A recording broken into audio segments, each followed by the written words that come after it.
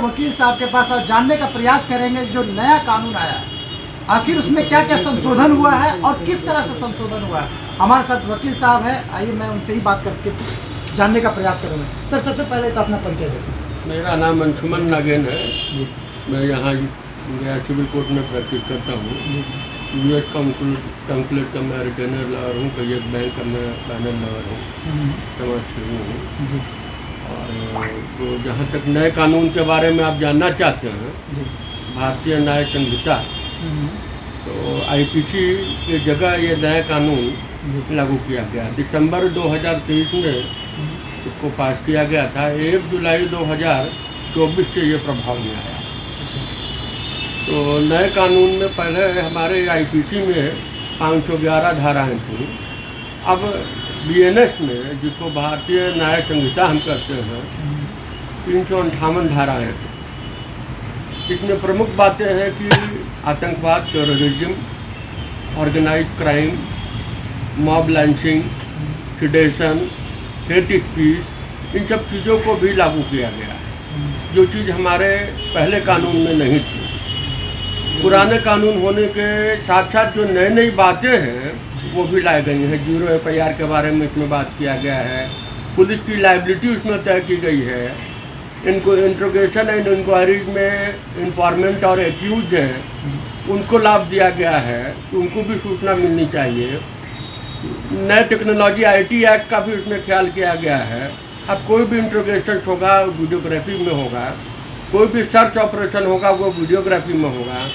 0 FIR का मतलब है कि कहीं भी घटना घटी है तो जहाँ पर मैं मौजूद हूँ वहाँ पर अगर स्थानीय थाना अगर FIR को नहीं पहले लॉन्च करते थे, नए कानून के तहत 0 FIR लॉन्च करके संबंधित थाने को अनुसंधान के लिए वो अग्रसारित करेंगे, हस्तांतरित करेंगे।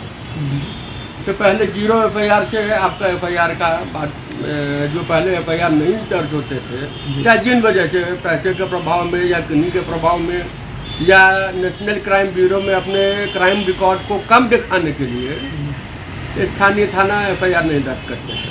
तो 0 FIR एक आपका एक महत्वपूर्ण हथियार होगा। साथ ही साथ FIR पहले जो नहीं दर्ज होते थे आप ऑनलाइन FIR दर्ज कर सकते हैं। तो हमारी भी पहले इसमें होगा क्या कि जो गलत FIR पहले जो दर्ज हो रहे थे वो कम होंगे, जो झूठे केस हो रहे थे वो कम होंगे। समय सीमा सबकी निर्धारित की गई है अनुसंधान करने की और समस्या का निराकरण करने की। और दूसरा जो है वो CRPC जो है, भारतीय नागरिक सुरक्षा अधिनियम, ये इसके जगह लाया गया है। भारतीय साक्ष्य अधिनियम, एविडेंस एक्ट की जगह लाया गया है। जैसे IT एक्ट, वीडियोग्राफी, ये सब चीज़ें हमारे पहले साक्ष्य अधिनियम में नहीं थी। अच्छा, यानी कि पहले ये व्हाट्सएप का मान्य नहीं दिया जाता था। तो जो IT एक्ट जो था, IT एक्ट से हमारा एविडेंस एक्ट अनभिज्ञ था। अच्छा, पुराना हो चुका था, ऑब्सोलीट हो चुका था। उसको that need to be amended. In that light जो एविडेंस एक्ट है उसको भारतीय साक्ष्य अधिनियम के अंतर्गत उसको अपडेट किया गया है, धाराएं उसमें बढ़ाई गई हैं और बहुत चीज़ों का दायरा बढ़ाया गया है अनुसंधान का।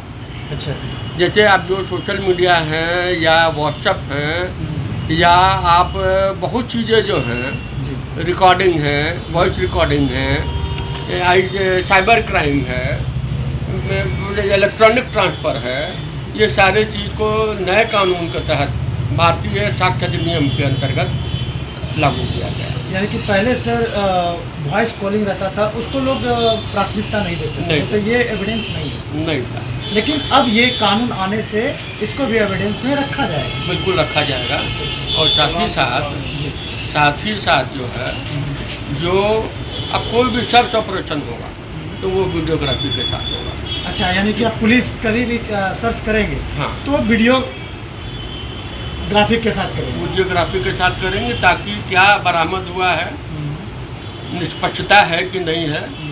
और साथ ही साथ कोई भी पीड़िता, चाहे वो आप निर्भया कांड के बाद भी बहुत से कानूनों को सुप्रीम कोर्ट ने लागू किया था, उसके अनुरूप और पीड़िता का भी जो बयान है वो वीडियो कॉलिंग के अंतर्गत ही आएगा, वीडियोग्राफी के साथ आएगा, ताकि बाद में डरा के धमका के या केस को वापस करने की जो प्रक्रिया पहले थी, और साथ ही साथ न्याय देने में भी जो है वो स्पीडी ट्रायल होगा और सारा चीज़ स्पष्ट होगा।